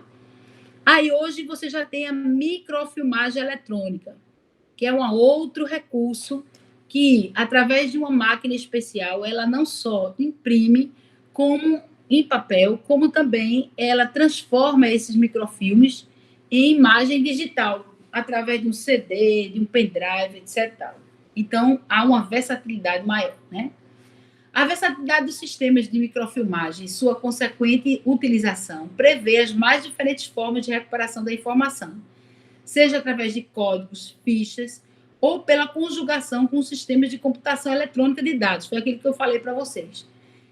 A gente tem uma máquina, quer dizer, aqui em Pernambuco tem uma máquina bem interessante, que é lá na Fundagem, e a outra fica na Chesf, que ela transforma, é alemã, inclusive, transforma microfilmes em imagens digital, tá? Sendo revelada a semelhança dos filmes comuns, terá sua forma de acondicionamento ditado pelo tipo de aplicação a que se destina. Poderá ser em rolos para documentação estática ou isoladamente em formas de ficha ou cartões de formato e funções variadas. Quem usa muito isso são os bancos, né? Fazer aquelas cópias de cheque, cópia de assinatura, para documentação dinâmica, ou seja, aquela que está sujeita, pelas mais variadas razões, ao acréscimo de novos documentos sobre a forma de microfilme. O acesso às informações, na forma de consulta e leitura, dado ao diminuto tamanho das imagens, requer um dispositivo de ampliação chamado aparelho de leitura ou leitor de microfilme, né? Existindo em grande variedade de tipos e modelos, desde aqueles mais simples, né, aos mais interessantes, mais complexos, completamente automáticos. Aspectos legais do microfilme no Brasil. No passado, inúmeras situações de dificuldades foram criadas ante o aspecto legal que se levantou no tocante à microfilmagem. Não raras vezes, inúmeras provas ficaram comprometidas por falta de respostas adequadas às questões sobre a validade ou não do microfilme, como prova reconhecida legalmente. Atualmente, um elenco de documentos legais emitidos por órgãos governamentais assegura a validade do microfilme como prova legal. A lei que respalda isso é a Lei número 5.433, de 8 de maio de 1968, publicada em Diário Oficial, 10 de maio de 68, fez até ano agora, e Decreto 64398, de 24 de abril de 69, certo? O reconhecimento legal do microfilme. Deve ser ressaltado que, atualmente, antes da edição de qualquer lei sobre a matéria, a validade jurídica dos documentos eletrônicos não pode ser recusada em função do disposto dos artigos 82, 129, 136 e 1079 do Código Civil, e dos artigos 131, 154, 244, 3232 e 383 do Código de Processo Civil. Esses artigos vão ficar dispostos, se vocês quiserem ter acesso, só é baixar na internet que vocês têm rapidinho os trechos a que ele se refere. A Casa Civil da Presidência da República submeteu ao crivo da sociedade em geral, na forma de consulta pública, um projeto de lei sobre documentos eletrônicos, que dispõe sobre a autenticidade e o valor jurídico e probatório de documentos produzidos, emitidos ou recebidos por órgãos públicos federais, estaduais e municipais por meio eletrônico e da outras providências. Importa sublinhar que a matéria em foco, validade jurídica dos documentos eletrônicos, representa o principal tema em debate no campo do direito da informática. Afinal, o traço fundamental da sociedade da informação consiste justamente na desmaterialização de conceitos tradicionais como o de documento. Por outro lado, quer dizer, o documento sai do meio físico, né, palpável, e passa para as nuvens. Então, a grande preocupação de todos é a validade desse documento. Se ele não vai ser alterado. Para isso vem o quê? A certificação eletrônica, as chaves de segurança, tá certo? Isso cada vez mais está sendo visto, por exemplo, acompanhado pelo Arquivo Nacional, através da Câmara Técnica de Arquivos Digitais, certo? E criando cada vez mais proposituras de segurança para que garanta a sociedade, né, para garantir à sociedade a fidelidade da informação que ali está posta. Porque o grande receio do público em geral, em relação aos documentos eletrônicos, é a violação desses suportes, né? Por outro lado, avança de forma frenética a utilização de registros eletrônicos de atos jurídicos, onde são literalmente abandonadas as formas de armazenamento em papel. É o que eu disse a vocês com o PJE, certo?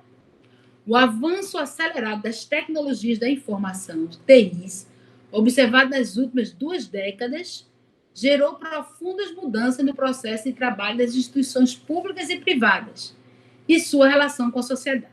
Então, o exemplo maior disso é o processo eletrônico, certo?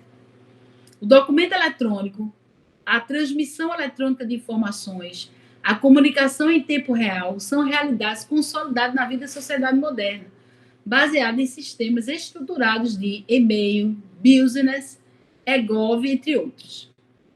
A velocidade com que essas tecnologias permeiam todos os setores das atividades humanas atualmente esbarra muitas vezes na falta de regulação de princípios e do estabelecimento de instrumentos legais que garantam não só a segurança das transações, como também a inviolabilidade dos sistemas, certo? O grande receio do PJE, e os debates eram imensos, eram fervorosos, inclusive, era exatamente o perigo que se tinha de chegar ali, retirada de um documento daquele, que pudesse prejudicar o cliente, né? Ou próprio tribunal, a partir de uma base de dados errada, né? Que, de uma certa forma, iria trazer também uma certa parecer equivocado, tá? O projeto de lei 22/96 prevê em seu artigo 2º que a integridade, autoria e confidencialidade dos documentos arquivados em meio eletrônico serão assegurados pela execução de procedimentos lógicos, regras e práticas operacionais, bem como pelo atendimento dos requisitos e padrões correntes em tecnologia da informação, mediante assinatura digital baseada em certificado digital emitido por autoridade certificadora, credenciado na infraestrutura de chaves públicas brasileiras chamada ICP Brasil, certo? Criada em 96. Com uma abordagem bastante moderna e atentando para o estabelecimento de princípios que flexibilizem ao máximo a introdução de novas tecnologias, esse projeto não deixa de si reportar a Lei de Arquivos, que é a Lei 8.159, de 8 de janeiro de 1991, criada por Fernando Collor de Mello, certo? Na presidência dele. Quando prevê seu artigo 8, naquilo que não contrariar o disposto dessa lei, aplica-se substancialmente ao arquivamento de documentos em meio eletrônico, a Lei 8.159 de janeiro de 1991 e seu regulamento.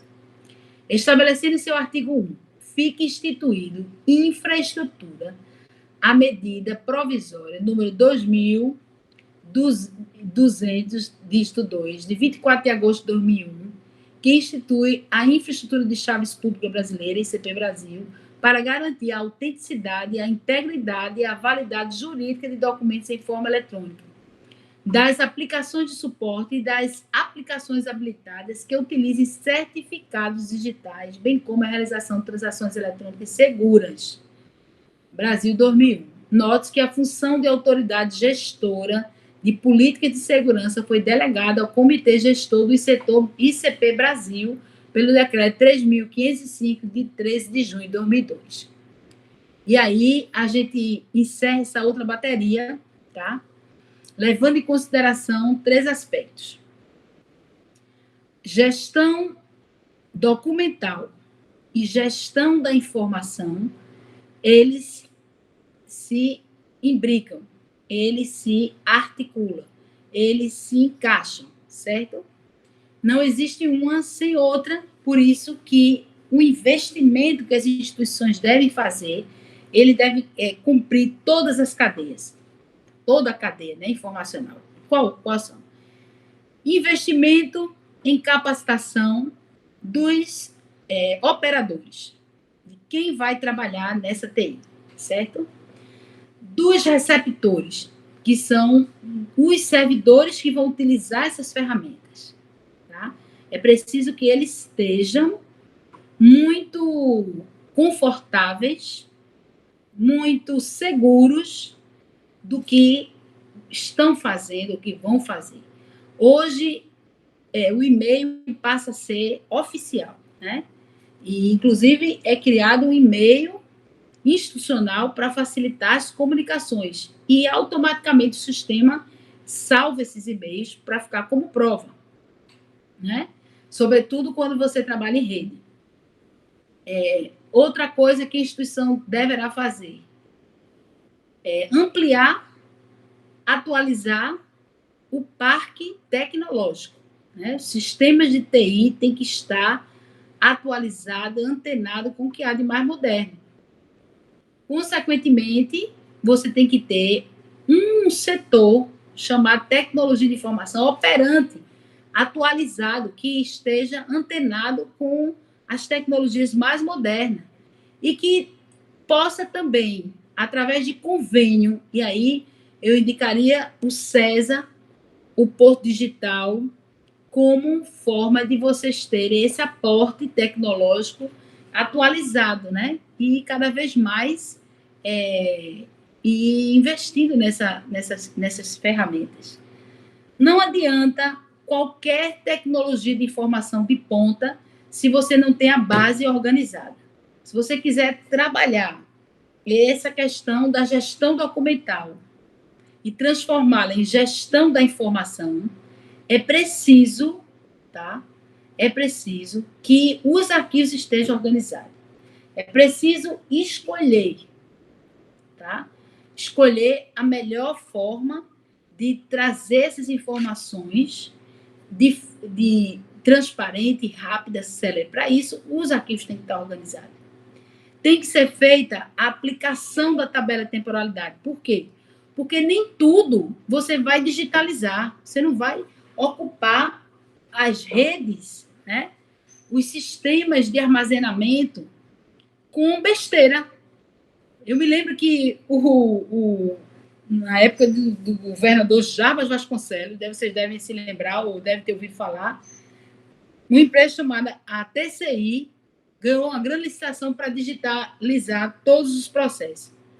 Pois, pasmem, entre tantas outras aberrações, que eu não vou entrar em detalhes, mas eles digitalizavam, ia nos setores, pegava o que tinha nas gavetas, sem uma supervisão, sem um critério, e digitalizava. Acredito vocês, eu vi, não foi que ninguém disse, não, eu vi. Digitalizava até jogo de loteria, Loto Fácil, Quina, que os servidores faziam e deixavam na gaveta. Eles saíam, pegavam tudo, digitalizavam. E isso é um custo, porque para a empresa, o que importava ali era o recurso financeiro, né? Que entrava. Então, cada folha era 21 centavos, 16 centavos, dependendo, a 4, a 2, a 3. Então, isso tinha um custo que o governo pagava no final, a cada mês, as faturas, seja da educação, seja da saúde, seja da recurso humano e RH. E aí, veja, onerou bastante a folha de pagamento do Estado. E quando se procurou esses processos de aposentadoria, meu amigo, a confusão foi muito séria, seríssima. E preciso também que haja critério, né, interno, que vai a uma seleção prévia, o que é importante digitalizar, o que é importante estar na rede, acessível a todos. Se não é para ser todos, chaves de autorização para setores específicos ter acesso. Uma forma de controlar para que essas informações elas não sejam, de alguma forma, informações restritas, não seja aberta a todos na instituição, inclusive de fora. Então, são precauções que a gente faz, que a gente usa para agilizar e fazer a melhor escolha em termos de gestão da informação, certo? Lembrando que documentos são portadores de informações e as informações é que são importantes para o gerenciamento rápido e célere da instituição. Aí eu pergunto a vocês se vocês ficaram com alguma dúvida, se vocês têm alguma pergunta dessa bateria de hoje. Esses slides, avisando mais uma vez, vai estar à disposição, já está à disposição a vocês, no endereço que eu passei para Mário, e também eu vou passar, eu não sei se eu passei, mas eu vou ver, qual é o nome dele? O presidente da comissão, Alexandre Lima, certo? Então, vocês podem acessar, tem lá uma beleza, bem interessante. Então, se vocês tiverem alguma pergunta, agora pode aproveitar à vontade. E eu vou passar o gabarito, viu, para que vocês respondam os exercícios que foram dados. Boa tarde a todos, muito obrigada, Maria José, e fique com Deus, até amanhã sem falta. Certo? Boa tarde, até amanhã. Obrigada, Breno. Maria José, obrigada. Nati, terceirizada, que eu não sei quem é. Boa tarde, Sheila, Ana Paula.